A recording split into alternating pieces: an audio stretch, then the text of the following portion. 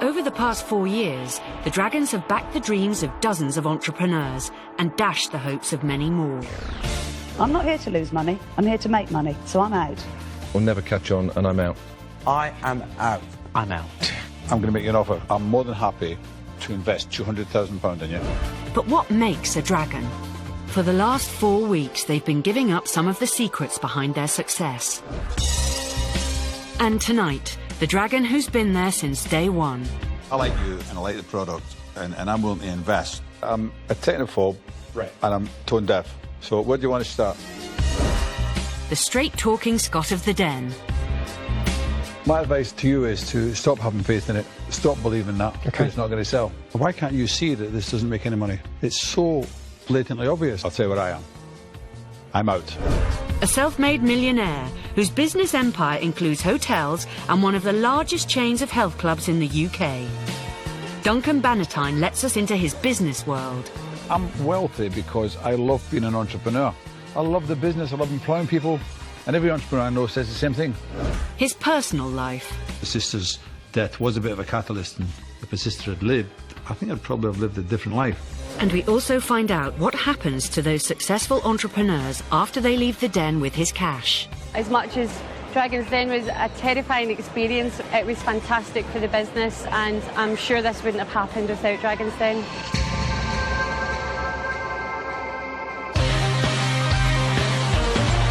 Duncan Bannatyne has built up his £310 million fortune from scratch.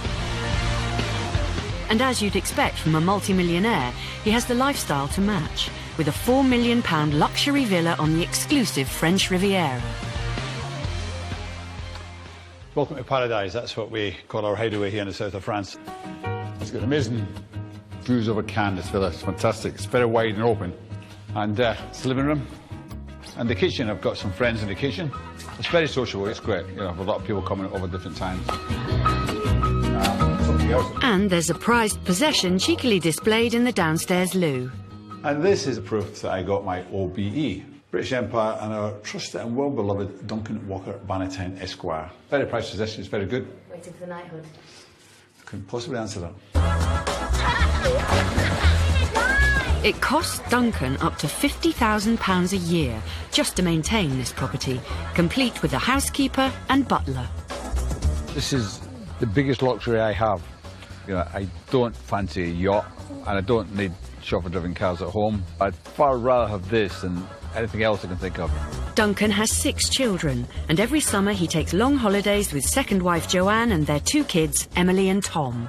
At home, life's so fast. We really slow down here, and I love the fact that Duncan is a real dad here, and he takes over playing with the kids. He's always in the pool.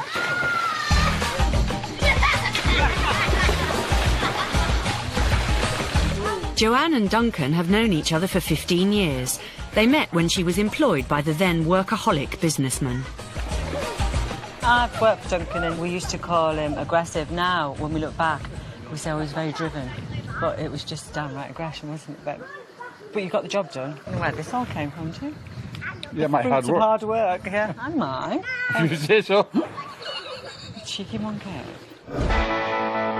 Before becoming a dragon, in 2002, the already successful multimillionaire decided to try his hand at acting after he'd bid at an auction to be a film extra. I bought a walk-on part in Guy Ritchie's movie.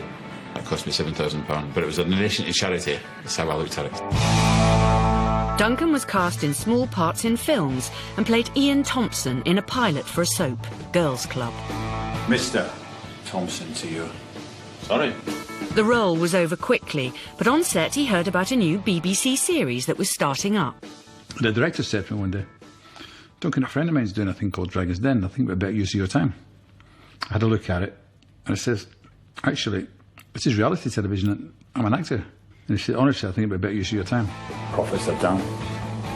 Way down. And I want to know why. And 2 years later, I had to stop acting because I was too busy, not because I couldn't act. Don't you do that? Oh, not you. Duncan is streetwise. He's been through it, he's had a gritty background, he knows what's going on. Fortunately, he's much better being himself than he ever would be being an actor.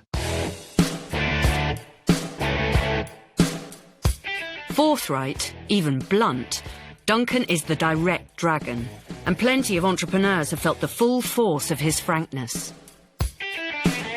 I don't like the product. I don't actually like you. I don't care about you. I'm not going to invest. I'm out. If Duncan feels like this is wasting my time, Duncan says this is wasting my time. Would I employ you? No. Would I invest in you? No. Never. He's straight talking, Duncan. Doesn't mince his words. I don't think it does prevent pains in the neck. In fact, you know, it's just, I'm getting a pain in the neck just listening to you. When Duncan's not interested, it's either ridiculous... This is ridiculous. ...or it's ludicrous. This is absolutely ludicrous. It's ludicrous. It's ridiculous. It's the most ludicrous circus performance I've ever seen. I like those words. I think the valuation's ridiculous. I think the whole concept's ridiculous. I'm sorry, no, it's ludicrous. I'm out. Duncan's forthright manner isn't just reserved for the people who walk up those famous stairs. Sitting alongside him offers no protection either. I just don't think Peter and Theo understand the problem. I mean... Explain. I just speak my mind and that's it. You know, if it causes trouble, if it upsets anyone, then... tough. Reading my money. Well, Duncan likes to have his say in it, then there's no question about that. And sometimes that can instigate an interesting debate. 4 months is 1/3 of the year, Peter, and you bid 12, so you multiply it by 3. 3 times 12 is 36. I'm not going to thank you for the financial lesson, Duncan. Myself and Duncan, it's a real interesting mix, that. In the first few series of Dragon's Den, I had a very small amount of time for him. We started off in the den not very well. The tension surfaced during a negotiation back in 2005. You've just put a guy on the bloody edge here, and you've done a deal. You've just completely been a sly little shit. Oh, and we're going to work together in this company? To be honest, I probably not want to work with you after what you just did. In the den, there are clearly moments when they don't agree with each other and they will go head on. When Peter starts his Peter Logistics company, and then I start Bannatyne Logistics, which are the bigger, better, cleaner and shinier trucks than Peter's. I would like to say they're a bit like lovers. One minute they're arm in arm, and the next minute they're having a heated debate. So it seems like they can't live with each other or can't live without each other. Where's my kiss? I think maybe I misjudged his personal character. He's a big softy deep down. One entrepreneur who appealed to the soft as well as the commercial side of Duncan Bannatyne was 34-year-old Denise Gosney from Renfrew near Glasgow. In 2007, she came into the den asking for £50,000 for 25% of her stage school business, Razzmatazz. Razzmatazz is a part-time children's theatre school. We teach the kids dance, drama and singing and aim to develop their confidence, improve their health and fitness and provide a safe and secure resource for parents. You get up to the top of the staircase and you are pretty terrified. I was. My mouth went really dry, my heart was beating really quickly. Today the kids are going to sing for you, and Mirren has wrote this song.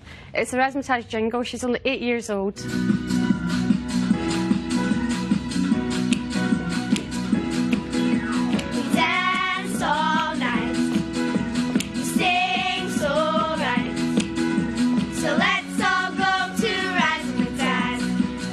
When Denise came in front of us with Razzmatazz, I was quite amazed.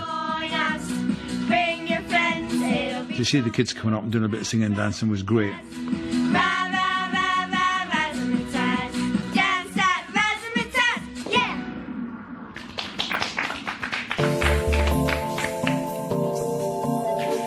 The Dragons may have been entertained by the children's performance, but would they see an opportunity to make money?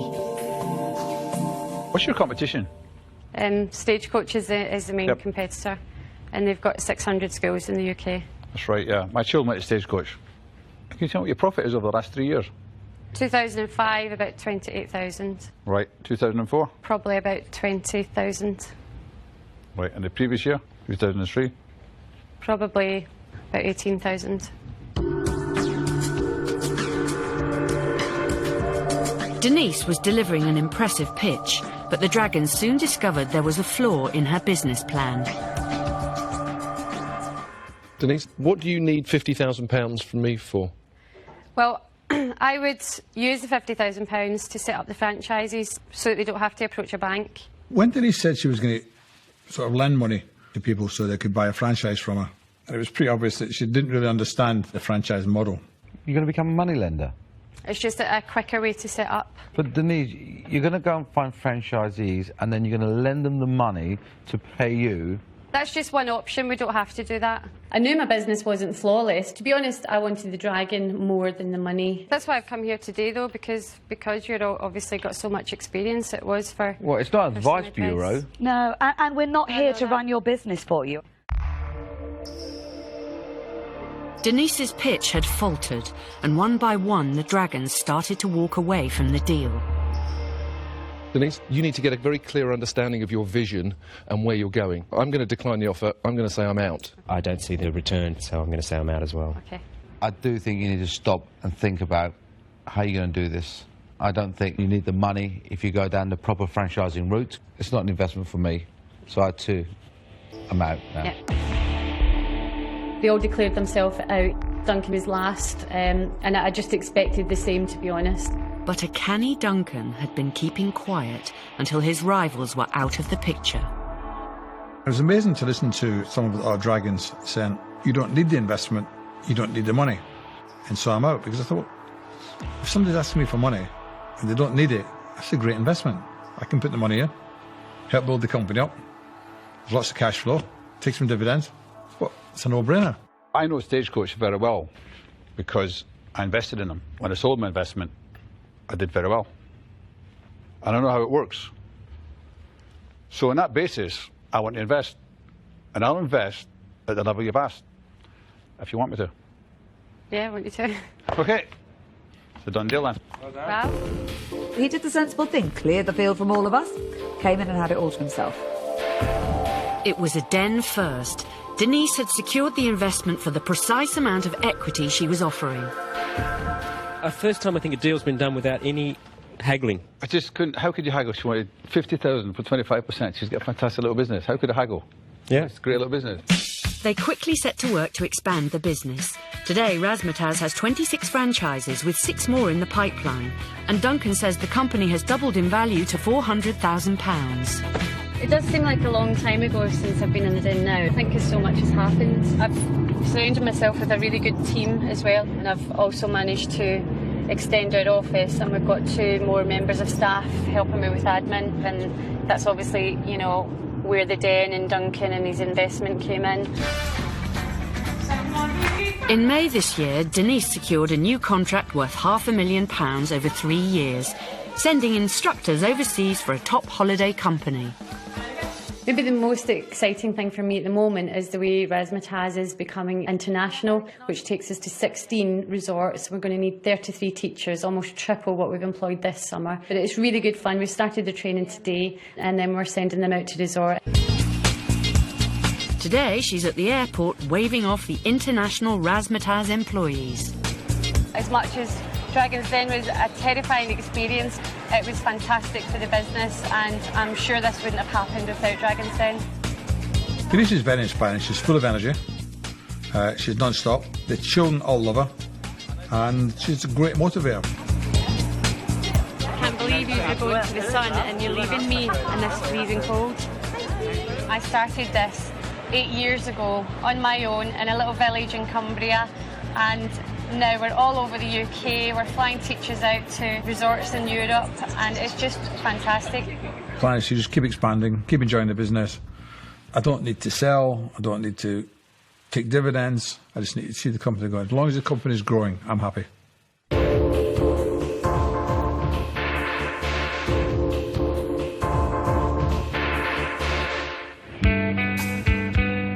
Duncan's wealth today is a stark contrast to his beginnings. Born in 1949 here on Clydebank in Scotland, he was the second of 7 children. The crane from the John Brown shipyard still stands in Glasgow's industrial heartland. From here I can see almost all my young life, really.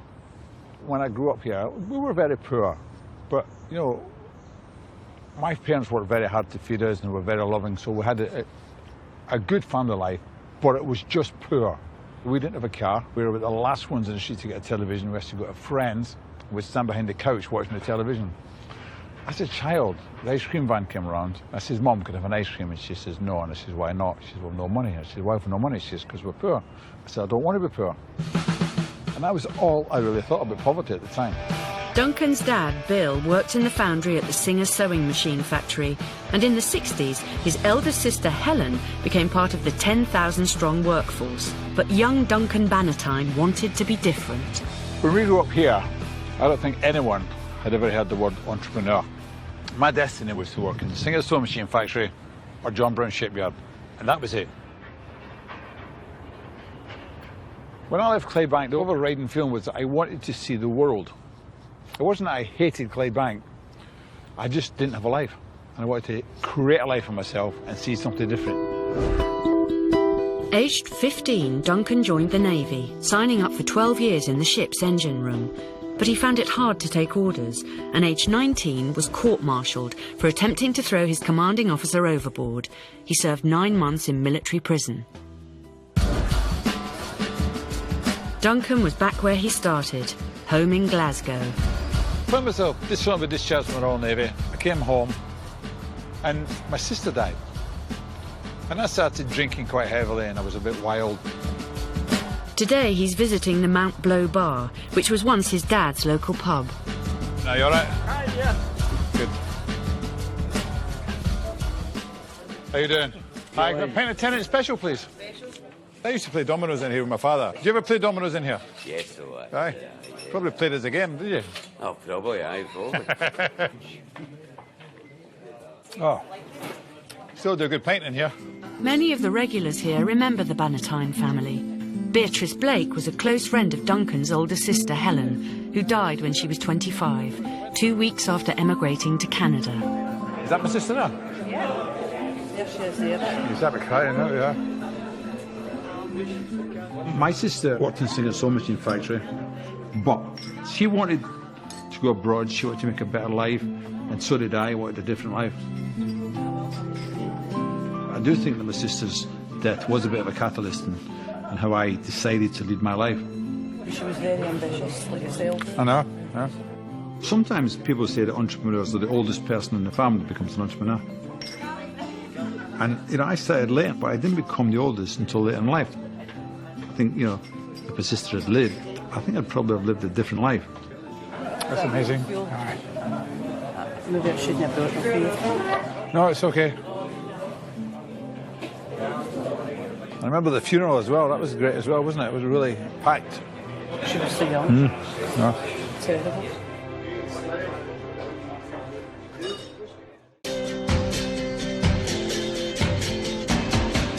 After his sister's death, Duncan hit rock bottom. He was arrested for being drunk and disorderly, and aged 24, he was locked up in Bartlett prison here in Glasgow. When you go in these big gates, you're in that cell, you think, my God, my life's over. A lot of people don't realise just the depth of how low I went. My life could have been so very different. I could have ended up in here more than once. With his unconventional CV, Duncan says he had the perfect skill set to apply for one job: becoming an entrepreneur. When you have a criminal record, no qualifications, no references, the best option is starting your own business. Because no one can stop you. So that's what he did. Fittingly for a gym owner, Duncan works out and can keep up with anyone in the den. It's a walking machine, not a running machine. You're like two old codgers. Two old codgers in their living room trying to get fit. Not bad for a 40-year-old, is it? I've got to say, for a man that old, he is incredibly fit. And sometimes when we're filming Dragon's Den, he has his personal trainer come in and I work out with him. Come back, Theo. And bearing in mind that he's nearly 3 times my age, I've got to say, he sometimes is able to keep up with me. Theo's been with us once, trained with us once, and found out that I'm too fit for him, and he will never train with us again. According to my heart rate monitor, I'm dead. At 59, he's the elder statesman of the den. I am, and always have been, unfortunately, the oldest dragon. But I don't mind that because I know that others secretly look up to me, although they try not to show it. Duncan is really in a league of his own. Well, I'm the oldest and the most mature, I'm the wealthiest, I'm the best looking, the most intelligent. Am I still your favourite dragon? I think Duncan was the most mature dragon, but of course he's actually getting younger now. So I need to discover the secret of Duncan's eternal youth. If I looked like that when I was 70, I think I'd be really quite pleased with myself. I love the T-shirt. It's very appropriate. Look, very much, very old glory. It was a long time ago. Behind the scenes there may be banter, but inside the den the dragons are rivals. This was evident in 2007 when Anthony Coates and Alistair Turner from Igloo came in looking for £160,000 for an 8% stake in their refrigerated delivery company. We're here today to present you with an opportunity to invest £160,000 of your money into a fantastic young business called Igloo Thermo Logistics Limited. In return for your investment today, we are offering an 8% share in our company. I like their pitch, I like the idea, but the valuation that they put on their business was crazy. I'm actually worried that you spent too long in one of those vans and your brains have frozen. You value this at nearly £2 million. You need to go in at a low rate because you know that they're going to drive their percentage up. We value the business basically knowing what the business potential is. The market is crying out for a consistent and reliable brand. After Peter told him that he thought the brains were frozen, I realised in the way they answered that they were two good lads who believed in the business, and I thought they had a profitable business, and I thought, I've got to invest in this. How negotiable is the percentage of equity that you're offering? There is room for negotiation. What would you accept? What do you want to offer? I like this business, and I like you guys. I think you've done fantastic. I'm going to offer you £80,000, and for that £80,000, I want 20% of the equity. Duncan had made the first move, offering half the money. But Anthony and Alistair hadn't come into the den to give away 40% of their company. There's no way we were going to accept that. I think probably he knew that. He was testing the water. I think initially we have to push back and say that, you know, I think that we can achieve that investment at a far lower cost. What if I could talk Duncan into coming down to 15 and I teamed up with him?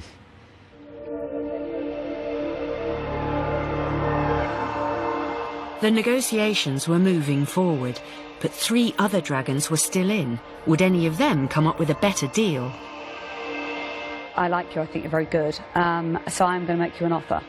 I'm going to make you an offer for half the money for 12.5% stake in the business. I'll do likewise, 12.5% for half the money. I'd like to offer you £160,000 for 30% of your business. It's not often that 5 dragons are bidding for one company. And it's amazing that I don't think any of them seen the benefit of the company until I started the bidding. Then they all started to come in and try and take it off me. But I was determined that this was one investment I was going to have. I'd be willing to offer you £80,000 for 10% of the business. I'll come in with Duncan at the moment if we both sort of stick at 22.5, just to split hairs. That's the best equity offer on the table. That's okay. But not necessarily the best dragons to work with.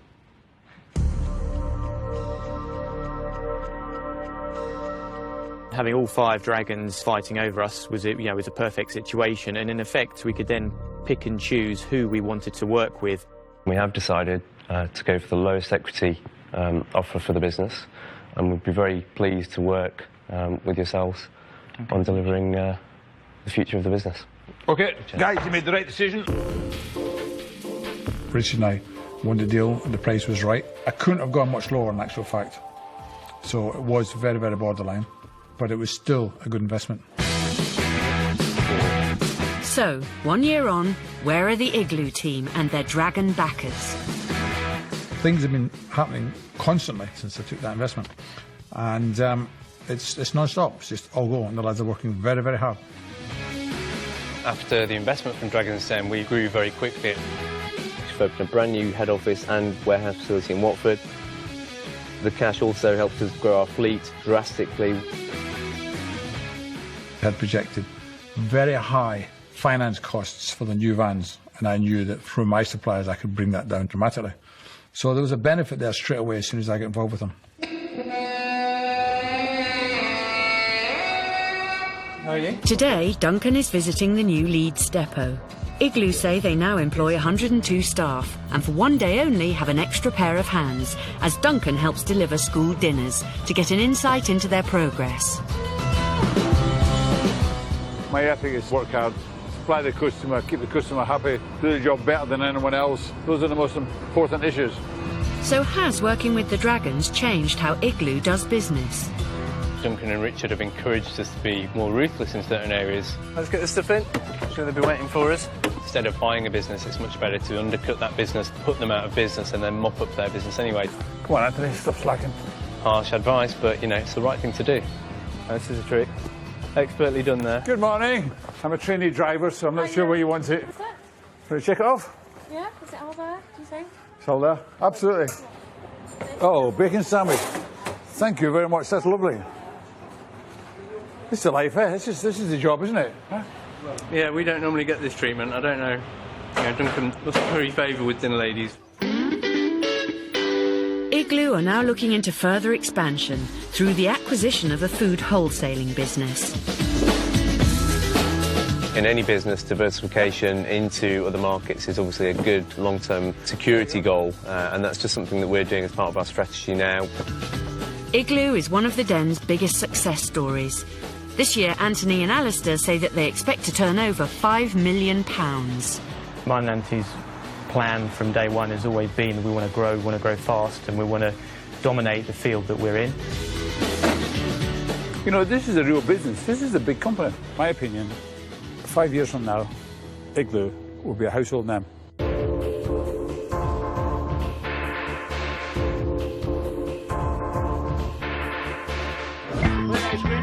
Coming up, we find out how Duncan built his business empire. I'm keeping expanding because I enjoy it, because I love it.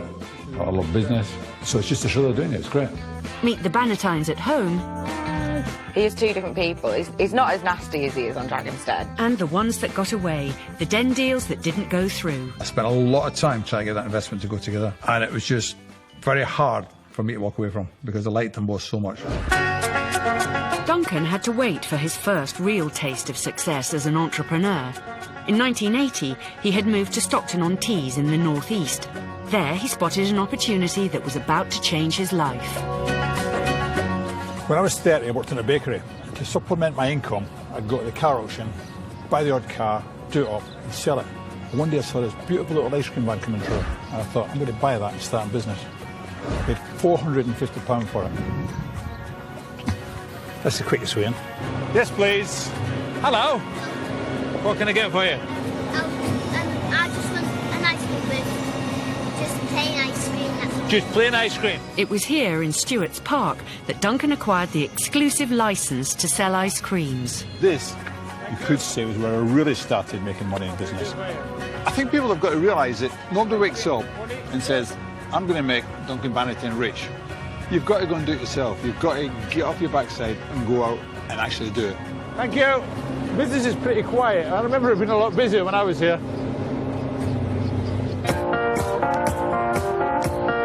Duncan's super ices expanded rapidly. Within 2 years, he was running 6 vans. But there was a turf war going on in the ice cream world, and his competitors wanted a piece of the action. When I was in the ice cream business, it was a tough game. It was whoever was the biggest and whoever could fight the hardest.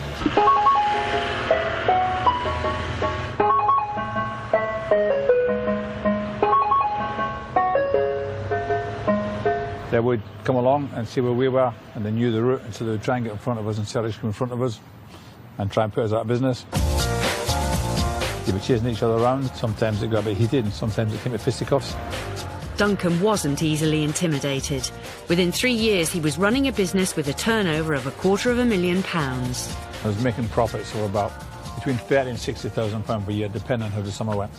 And I sold the business for £28,000. Duncan's next venture couldn't have been more different. In the early 80s, new benefits for the care of the elderly were introduced by the government. There was more money to be made from the private care home business, and Duncan wanted a slice of it. Margaret Thatcher was in government, and she decided she was going to change the way our elderly population were looked after. Everybody said that would make a lot of people very rich. So I thought, well, I'll try and build one and see how it does for me. I looked at a lot of nursing homes in the area. There's people living 8 in a bedroom. So I determined I would build all single bedrooms. So it was one of the first brand new purpose-built nursing homes. To finance his first care home, Duncan needed £360,000. But at that stage, he didn't have a track record, and the banks refused to lend him the money. I managed to pay the first bill at my ice cream business. By the time the second bill came in, I had no money, so I sold my car. I got £30,000 out of 3 credit cards. When the third bill came in, I sold the house. Having sold everything, Duncan still had outstanding debts for the building work, and he needed extra finance. The business was now valued at £600,000, and Duncan went back to the bank to ask if they could now offer him some help. The bank manager says, well, it's only worth that if it's full. So he said, I'll come in Monday and have a look. Of course, I knew it wasn't full, had a few empty beds. So I went to see my mother and got a few of her friends, got my minibus and brought them round. Monday morning, the bank manager walked in. Then I lied to him. I said, look, 30 bedrooms, 30 old people. He remortgaged it, paid my debts, bought another plot of land, and started building the second nursing home. From that point on, Duncan's business expanded rapidly. He wasn't afraid of borrowing, and as soon as one nursing home was built, he'd remortgage it and build another. Within 3 years, he owned 9. A lot of people would have built one nursing home, made a lot of money, not bothered to do any more. You know, serial entrepreneurs are just not like that. I don't know why it is that we continue to want to develop and develop and develop and develop, but we do, and that is a fact.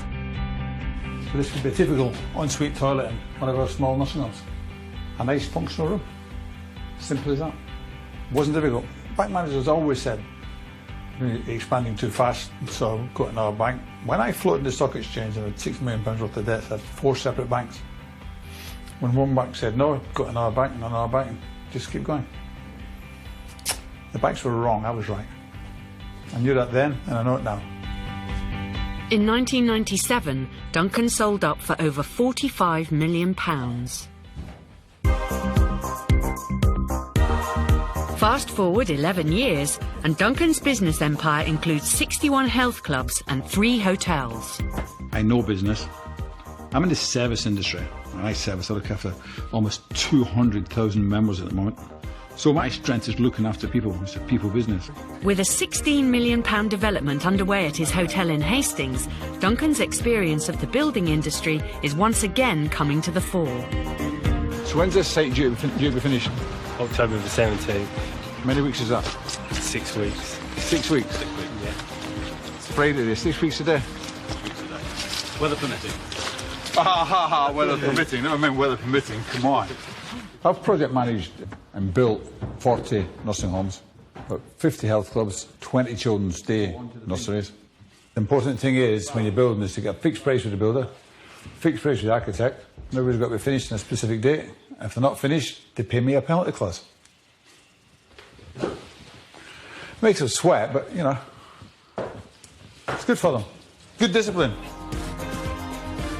I'm keeping expanding because I enjoy it, because I love it. I love business, love doing well. Great entrepreneurs just never retire. Nobody does it for the money anymore, because you can't spend all the money. And you know, I give away more than most people make, actually. So it's just a show they're doing it. It's great. Thank you. Okay. Thank you. See you in about a week. I'll just come and just drop in. In business, Duncan is relentless in his pursuit of the competition.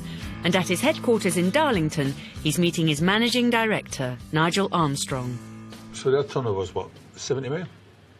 Yeah, was. But there's a price. Always risky being an entrepreneur. If you take the risks, depends how you want to grow. Anyone can make 100 million. It's so easy.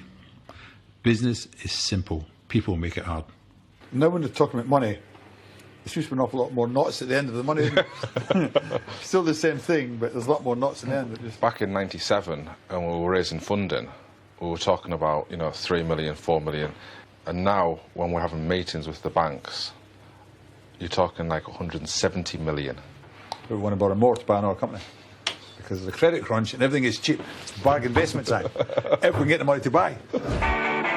Duncan uses his personal fortune to invest in the den, and over 6 series, he's offered investment of over £1 million in 16 businesses. I'm going to make you an offer. I want you to listen to this offer very carefully. I'm more than happy to invest £200,000 in you. I want 20% of the equity. A done deal, then. Duncan is a surprisingly conservative investor, as it happens. He often picks what are rather prosaic products. I want to offer you £100,000. So from £100,000, I'd want 20%. He goes for investments that are relatively safe, investments that are less likely to fall off a cliff, even if they're less likely to soar right into the upper stratosphere. Fortunately for Duncan, some of his investments really have gone right up into the stratosphere, even though he was playing it safe when he took them. I am willing to take a punt at it, and I'm willing to offer you £50,000 for 25% of the company. I do think Duncan has a really good ability to think, you know what, I can see this opportunity, but he sees it through the person's eyes. He's a good evaluator of people. I like it. I like the business, no, I like the pair of you. And recently, Duncan's favourite investment partner has been James Caan. I kind of think that you've got Mr. and Mr. with Duncan and James. I think it's the start of a new little double act. You comfortable with that, Duncan? Yeah. There is definitely a good bond between myself and Duncan. I would want 50% of the equity, happy to share that with a certain Scottish partner of mine. Wouldn't go as far as say the new Mr. and Mr. Caan Bannatyne. I'll make you an offer. I'm going to offer you £20,000 for 25% if James will share it with me. I think together we're more dynamic in making an investment because we bring something very different to the den. A great partner as well. Yeah, This is the man. Only because I do all the work. Yeah, this is all the work. I just make the money. And if people want to call us the Mr. and Mr. of Dragon's Den, then that's because they're jealous.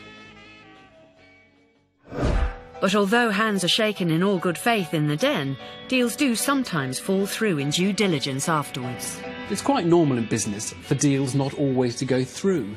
Sometimes after the Dragons have invested in a business, they get outside the den, look at it closely, and find it's not the business they thought it was. That's not because someone's lied to them. It's just simply the case that in the short amount of time that the Dragons have to acquire information about the business, they may not get the full picture. In 2007, Mark and Eleanor Davis were asking for £100,000 for 20% of their Caribbean ready meals business. Hi, my name's Eleanor Davis and my husband Mark Davis. Hello. From Caribbean Ready Meals. I brought a sample here for you to try. Mark and Alina came with the most beautiful food. We tasted it. The food was excellent. I felt that once they tasted the product, if they'd not eaten it before, they would be very surprised and they would like it. And I felt then that would be half of the battle. We've road tested the product, and what's happened from that is led to stocking the product in 2 of the major supermarkets in this country. It was a good start, but was about to get much tougher when Duncan started to interrogate them about their sales.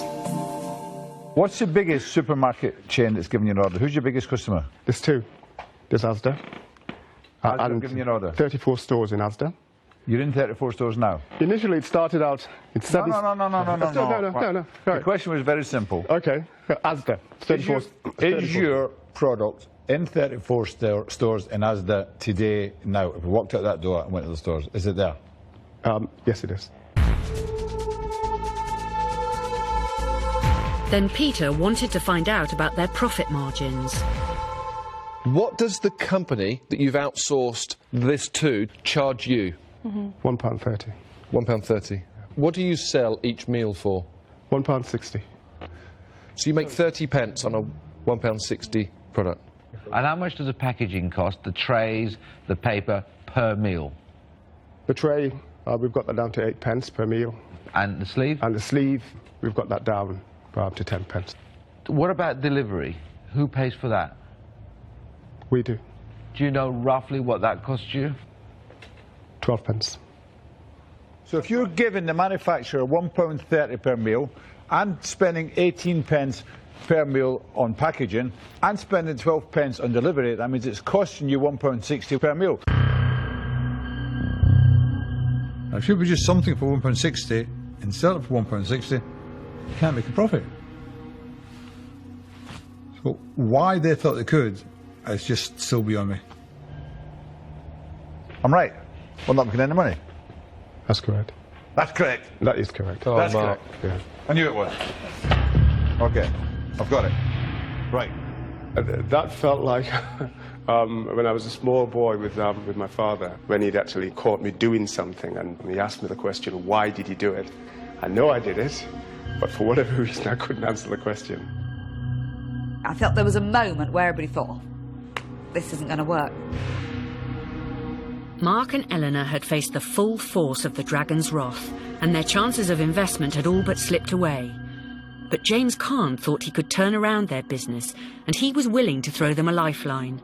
I do understand this business, and I have a very close friend of mine who runs exactly the same business in the Indian food market. The problems that you have, I don't think are in the business itself, so I'm going to make you an offer. So I'll offer you £100,000.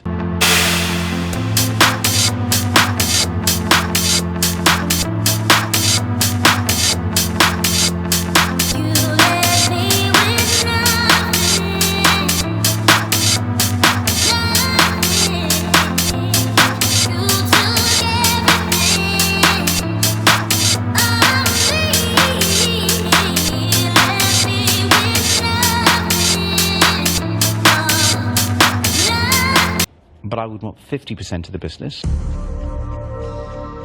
And Duncan also saw something that he liked.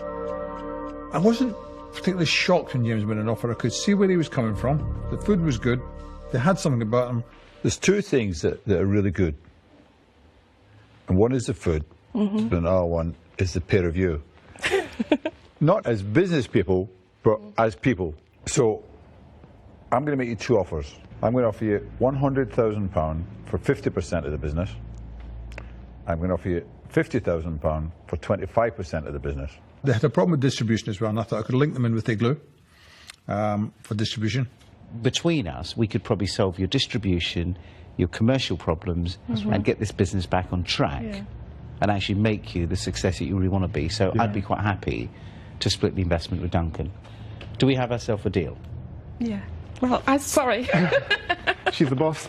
I'm sorry. You know, she is the boss. So, yeah, I'll go with that. Well done. Well done. Okay. Thank you. Peter Jones quite sarcastically wished us good luck when we agreed to invest in Phillips Food. But, you know, we thought it was worth the try. It was an amazing turnaround. Mark and Eleanor were walking out of the den with the offer of investment that they'd hoped for. As soon as the dragons left the den, they started due diligence to get the deal in place. The following day, the dragons got in touch and they'd arranged a meeting. We gave them chapter and verse in terms of where we were actually at with the business and where we obviously wanted to go. Unfortunately, Duncan found problems with the proposed business relationship. The more we looked into it, you know, they couldn't actually provide me with menus as to how the food would be cooked. They just kept saying it was the best ingredients, but without the menus, we couldn't get it priced up properly. And so nothing added up. And then I found out they'd been made bankrupt and had been struck off the board of directors for a period of time.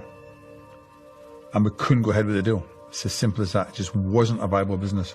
I spent a lot of time trying to get that investment to go together, and it was just very hard for me to walk away from because I liked them both so much. Mark's bankruptcy has now been discharged, although he remains disqualified from being a company director. Mark says he's currently doing business under his new partnership and has a deal in place that sees his ready meals on sale in a leading supermarket. Today he's marketing the meals with a taste test. Come on, young man. I could see you from there. All right. Right, that one's really pepper hot, but these are flavoursome. Yeah? The Caribbean ready meals are brand new, it's just come out. Okay. What do you think? It's really nice. Spicy.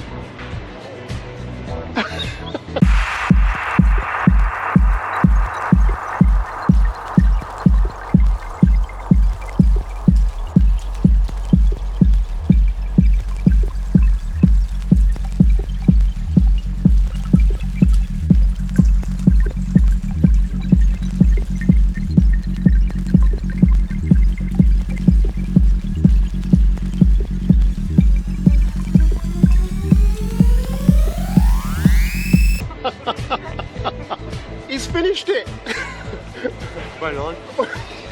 What do you think? Really nice, thanks. It's been a tough journey to get the meals into 19 outlets of a major supermarket, but Mark says he's optimistic about the future. To actually go around to the stores and actually see people actually going up to the shelves, picking up, putting their baskets, you know, it's unbelievable.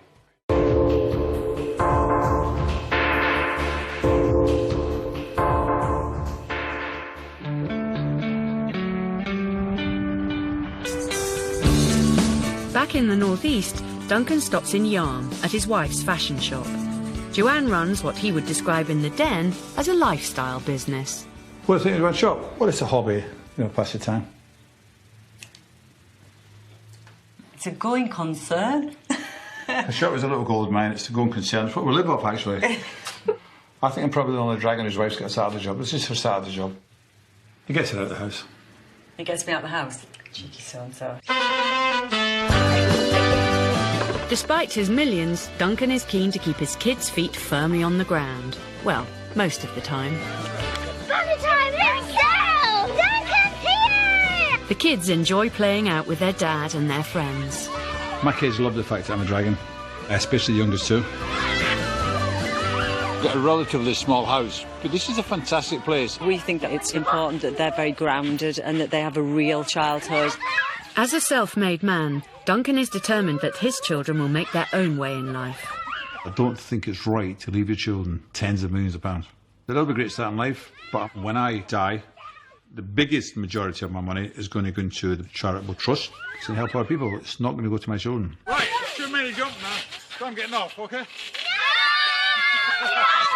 Probably we will never move from here until the kids are old enough to buy their own cars and have their own houses. And then when we're on our own, just the two of us, we'll buy a huge big house, we'll get all around it and a Rottweiler.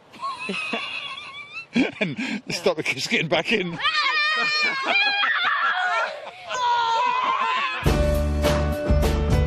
Today is a particularly special day for Duncan. He's come to see his eldest daughter Abby, partner Anthony, and his first grandchild Ava, who is only 9 days old. Hi, Dad.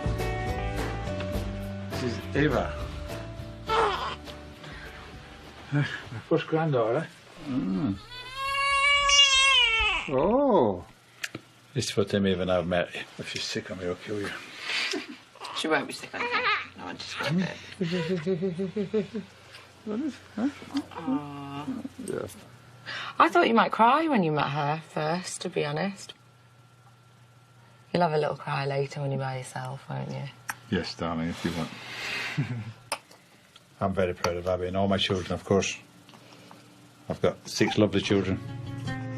Abby sees quite a different side to this dragon outside the den. He is 2 different people. He's not as nasty as he is on Dragon's Den in real life. He's a bit of a softie. I do get a bit embarrassed sometimes. Empty room, filled it up, talk is cheap, listen up. I don't know where we went wrong, but I feel I'm shaking these walls, yeah. Nothing safe, gotta take cover. Still of love, we just make glitter. Running and running, yeah, we got off track. Now we under attack.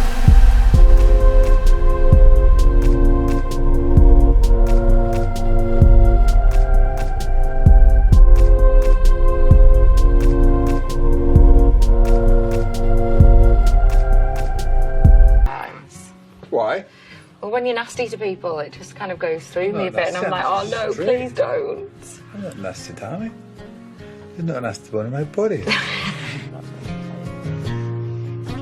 I'm a family man sometimes, and businessman sometimes, and I don't know, I just do the best I can, you know. Right, I think she wants to go back in her cot. Do you? Hmm?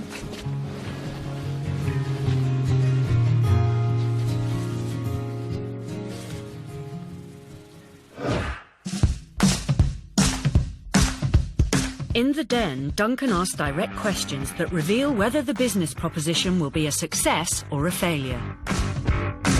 You got these in, they couldn't sell, so you thought, I tell you what, no, we'll do a paint thing, and you invented that. That was my idea. Rob, I'm not stupid. Every now and then I'll sit there and I'll think there's something bothering me, and then Duncan will say it, and I'll think, that's it. He absolutely nails it. He's very, very insightful, Duncan. You can't sell these, and I'm not going to invest, That's fine, and so Duncan. for that reason, Rob, I'm out. But with that might come a level of impatience. I can walk past it. Watch me. Look, this is walking past it, right? I can walk past it. No problem at all. Okay. Good luck. Have a good time. By the way, I'm out. He does get bored. He sits back in his chair. He goes, oh, for goodness sake, how long is it going to take? I suffer from insomnia, and I used to count sheep, but I'm going to stop doing that. And I'm just thinking of your presentation. I've just been struggling so hard to stay awake. It's a subject he's no interest in.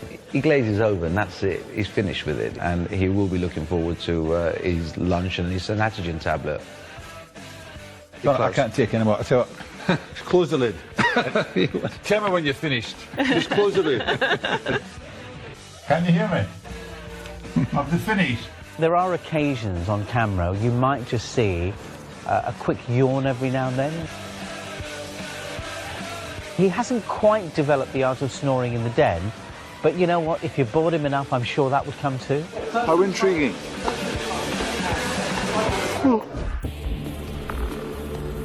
One pitch that did keep Duncan's attention was from Peter Moule. In Series 5, Peter was looking for £150,000 for 10% of his company, Electro Expo, and his invention, the chop box. I invented this because I saw a gap in the market, the chop box. A very clever, simple enclosure to insulate and protect electrical connection. We currently sell in excess of 1 million units a year and make a profit in excess of £300,000. Peter Moule was a fantastic guy. It was an established business. I like established businesses. Businesses that I can help and help to grow. Duncan wanted to find out what future rewards Peter could envisage for an investor. If I make you an offer, Peter, what would my exit be?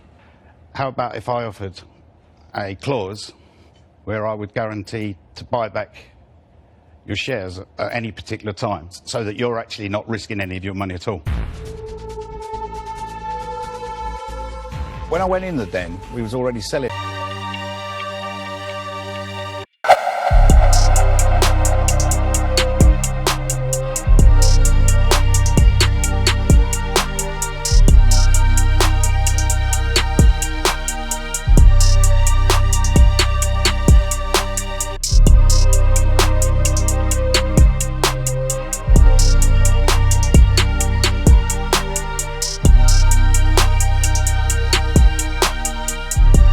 In excess of 1 million units a year, making a very nice profit.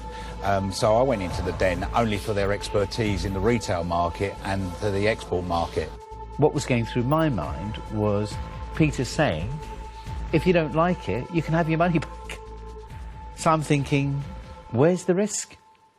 I'm not actually asking the Dragons to risk any money, because I'm guaranteeing... This is oddly, we've got that. But, you know, I just have a saying, if something looks too good to be true, it's generally too good to be true. Some of the Dragons have to learn that if somebody comes in front of you and they don't need the money, that doesn't mean you shouldn't invest. I'll give you an offer of £75,000 for 25%, and I will also give you an offer of £150,000 for 50% of the company. When Duncan offered me the full amount for 50% equity in my company, I thought it was quite a ridiculous offer because the company was doing so well. Fortunately for Peter, another Dragon was interested, and he was willing to talk about taking a lower equity stake. I would happily come in, and I think you can have 2 Dragons rather than 1. Yeah. And I'm happy to take, not 25%, I'll take 22.5%. I only really wanted to give 10% of my company away. And in the back of my mind, I thought I'd give 20%. But when it was at 45%, I knew I could negotiate this down. With 2 Dragons interested, intense negotiations broke out. Could we negotiate for 15% equity each? We're saying 22.5, you're saying 15. That kind of feels like 18% each to me. If you could both come down to 15, I'll walk over there now and do it. The negotiations in the end were pretty close. Peter didn't want to go to 40%, and we didn't want to just take 30%. We will take 18% today, and we will drop 1% each year, providing you deliver 250 increments. Do we have ourselves a deal then? Certainly. Well, let's shake hands, Peter. On that note. James and I are very, very happy with the deal we made with Chopbox. It's a great business, and we think it's going to grow and grow. There's no limits to how far the actual company, Electro Expo, can actually grow. The Dragons arranged a new distribution deal and say that more than 2 million were sold worldwide this year. But now Peter had time on his hands, so the Dragons decided to expand the company's range of products. The master plan for Chopbox and Electro Expo Limited is to have at least 20 different products under our belt. James and I have made 2 investments in Series 6, which now come under Protocol's jurisdiction. The Dragons look for products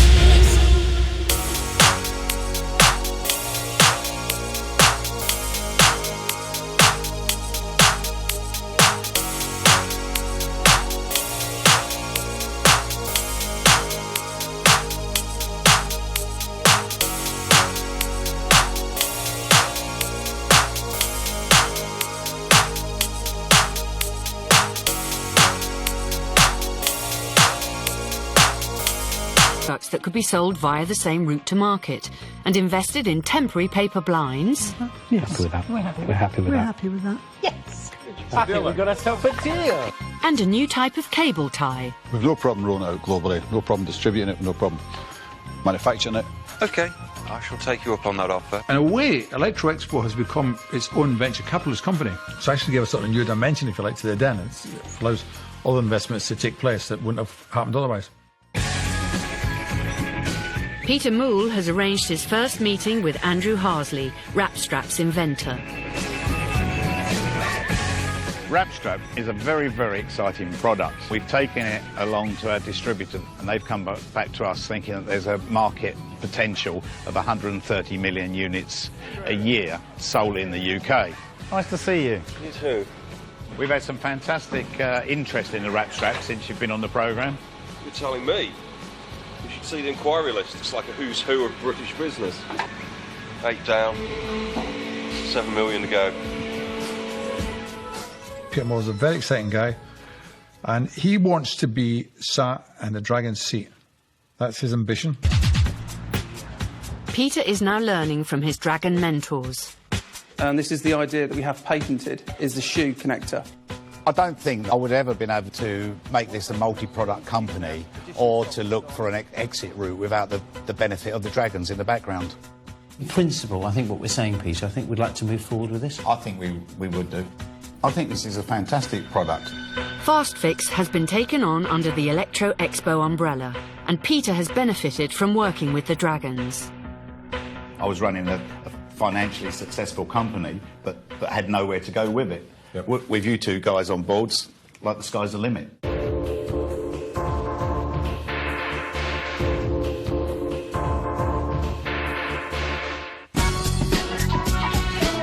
Back in the south of France, Duncan is hosting a party.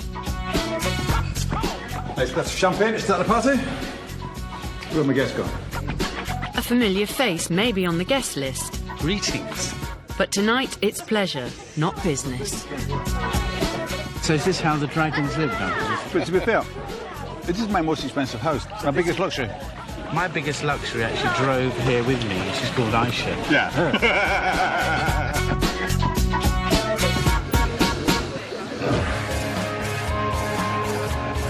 Like all of the Dragons, Duncan is a self-made millionaire. He was a poor kid from Clydebank, a late starter in business, and he's had an amazing and improbable journey to the den. The interesting thing about Duncan's career is that it's not been one career. He's had several businesses, totally unrelated in most respects. I've been blessed with 2 or 3 different lives. You know. I mean, when I was 15, I was in the Royal Navy and in the ice cream business, and now this. I don't think it really matters to him what the business is. Duncan is just about expanding the business, selling it and moving on. People say, why do you continue working and doing the deals when you can just retire? And so, I love doing the deals. I love the business. I love employing people. If I retire, that's giving up. I don't want to give up because I enjoy it. Why stop doing something you enjoy?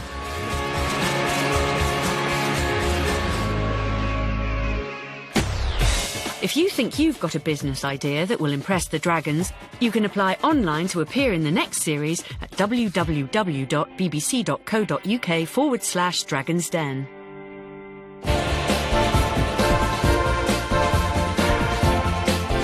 Here on BBC Two, if you missed the day's Premier League action, the highlights are next in Match of the Day 2.